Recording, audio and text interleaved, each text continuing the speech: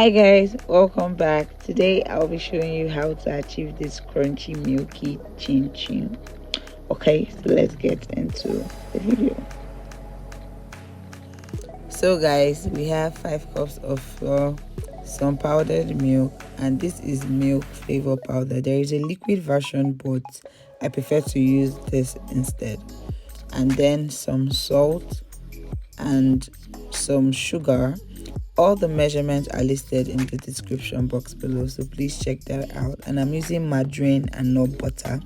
You could always use butter if you like.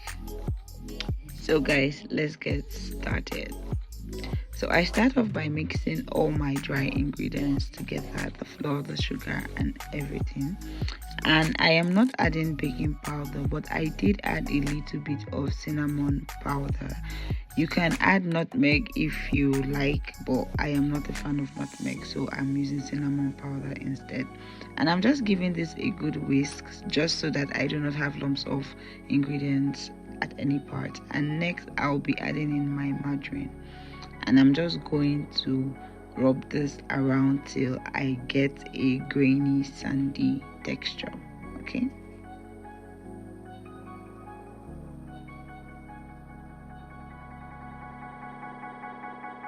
so guys, this is what you want the texture to look like. You don't want to have chunks of butter at any corners. You want it to blend with the flour. So now I'm just cracking in my eggs, and I'm just going to be using 1 egg and 1 egg white. I am not adding the yolk. If you're using small eggs, then you probably would add 2 whole eggs, but these eggs are quite big. That is why I'm using just 1 egg and 1 egg white. Okay, so I added my water, and I just like adding my wet ingredients separate and my dry ingredients separate, and I mix everything together.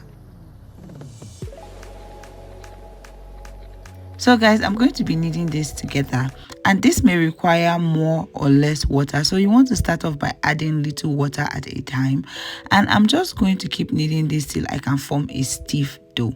So I added about 2 tablespoons of extra water, and I will keep kneading this together till I form a clean stiff dough. You do not want to over mix, and you do not want to over add your water, because this is the consistency you should be looking out for. And there are grains of sugar in this, so I'm just going to cover this up and let it sit for about 10 minutes. So guys, 10 to 15 minutes later, and the sugar are starting to melt.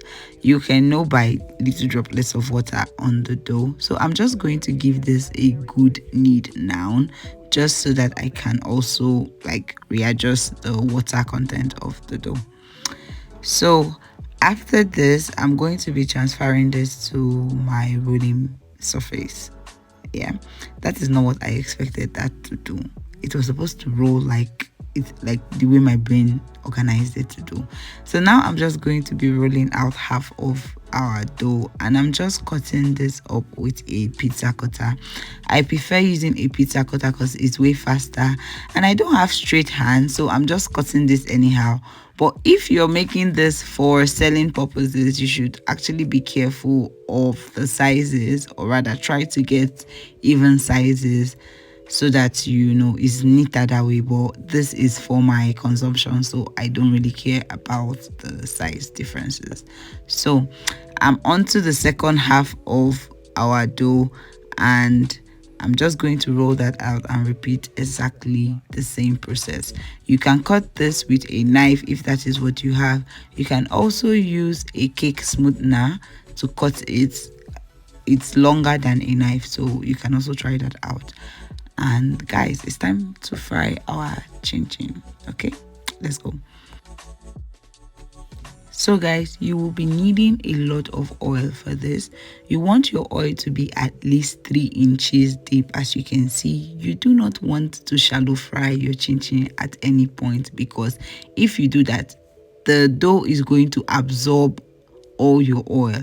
And this first batch I fried, when I started putting it, I realized that some parts were already getting brown. This is wrong. So I would not add more to this until I'm done frying this batch. And as you can see, they look puffy, like puff buns, rather than crunchy chin chin. So this is what overheating your oil can make your chin chin soft. Okay, so now we're going to redo that, and as you can see, the bubbles are a bit softer this time, and I'm just going to keep stirring this around while adding more, just so that no part of the chin chin sticks to the bottom of the pan to get like scotch marks. And this is what you want to keep going out for. Even tone, it is slowly turning brown, and I'm just going to keep stirring gently. And guys, if you notice, my oil is not foaming excessively at the top, and this is because I use very little amount of flour when cutting and drying, and this is as a result of not adding excessive water to my dough, meaning my dough didn't require excessive amount of flour for the coating from fear of sticking together and things like that. So you need to always control the amount of water you add to your dough to get good clean fried chin chin like this, so that you're not having clouded oil with the foams at the top. And that is literally it, guys. You've successfully fried crunchy milky chin chin. Look at how beautiful this is. Okay, so guys, don't forget to please give this video a big thumbs up. Also hit that subscribe button and comment below what next you'd like to see on this channel. And don't forget to try out my recipes. I would really love to communicate with you to get your reviews on how they turned out for you. And that is all till I see you in my next video. Bye.